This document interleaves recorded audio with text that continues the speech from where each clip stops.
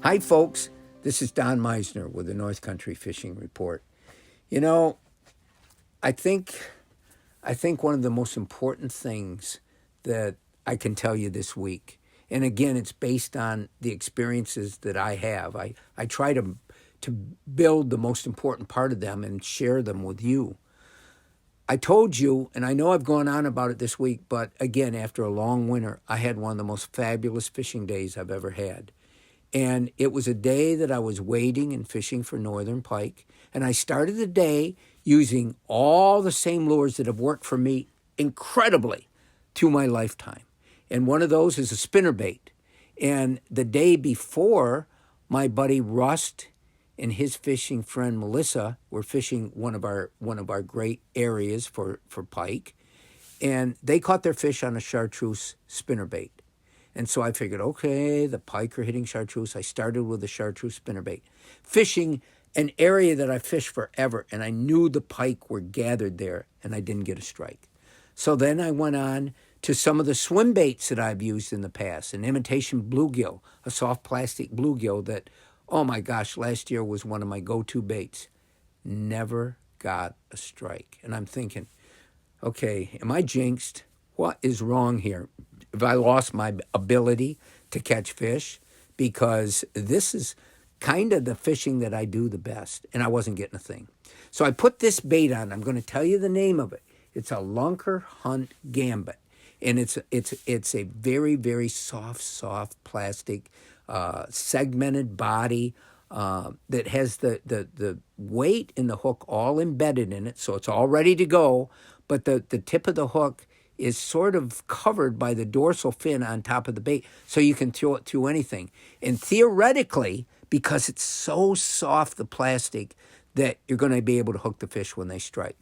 Well, I'd used this a year or two ago, had strikes, and never was able to hook the fish. And I thought, well, there's something I'm doing wrong, or the bait is not designed right. You're not going to hook the fish. So, but it looks so real in the water that I put it on again. And I didn't have that bait on 2 casts and a strike. Now, I'd spent an hour without a strike, and I'm before using the other lures. And I thought, am I on to something here? And I've said in another report how I caught a giant bass on this lure on my 3rd cast with it. But that isn't really what this is about. First of all, it's not bass season, but if a bass is in the water, you're fishing for pike, you can't help it if they strike your lure. But anyway, moving on. I was able to catch, and I only caught 1 out of 3 of the fish that actually hit. Either they were hitting in a sort of off way, a funny way, they weren't really gulping it, or I just wasn't able to get the hook in them well with this buried hook design. But I'm not one to keep numbers, but I'm going to tell you, I think I had 30 different northern pike strike. I think I caught about 10. And so I lost 2 out of 3 that I had hooked. But the fun was in the strikes, the being in the water and having something that those fish could not resist. Now, because it's so soft a plastic that after catching 4 or 5 fish or hooking maybe more, but let's say 5 or 6 or 7 or 8 of these razor sharp teethed northern pike, they really chop this bait all to heck, and it becomes useless after a while because it's torn to bits. But until that point is reached, I have never used a bait that worked quite as well. Now, why does it work so well? Number one, it's weedless. And you've got to be around cover if you're going to catch pike, or any kind of fish, really. You've got to be around structure. And green weeds, you don't want brown ones because they died and they're almost poisonous to the fish. But green weeds are cover. They're a place where they live. They thrive around being around weed cover. They're an ambush fish.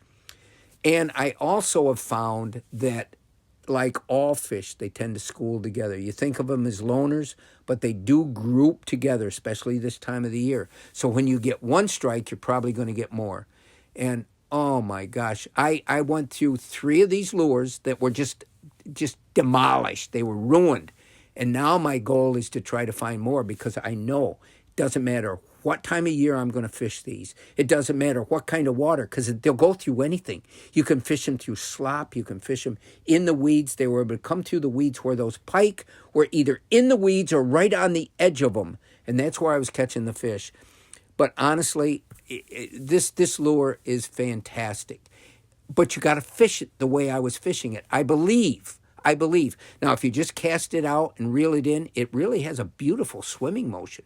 But that isn't how I was getting the strikes. I would cast it out, let it start to sink, and then I'd start jerking the rod tip almost violently. And it would cause that bait, because it was so soft to plastic, it would cause it to dart and flutter on its side and go to its other side.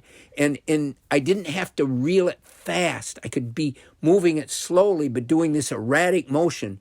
And it was driving the fish crazy. They thought here was something that was dying, and that's easy prey. I don't care whether it's fish or predators in the wild. You know, the lame, the sick are first prey for them. And that's what happens in the fish world as well. And this stood out, and these fish couldn't resist it. After I went through my 3 baits, all I had, and they were demolished, I put on my good baits again, my good baits. Notice how I say good. And I couldn't get strikes. Those fish only wanted this type of offering. And so the moral of this story is having the right lure really does make a difference. The 3 lures that I demolished were all different colors. They weren't all the same. One looked like a perch, one looked like a shad, and the other one was kind of purplish. But the fish, it wasn't so much the color in this case. It was the size and the motion, the dying motion, that these lures were driving the fish wild. Now, granted, if your goal is to just go out and catch a bunch of fish, this may not be the best bait, because I lost a lot. It was really difficult to keep that hook in, but it was worth it. The joy of these violent strikes was everything. It made the day. Even though I had beaver splashing, ospreys circling over me, all kinds of stuff happening that was also part of a great day, I caught and had more fish than I can remember. Until next time, folks, this is Don Meissner with the North Country Fishing Report.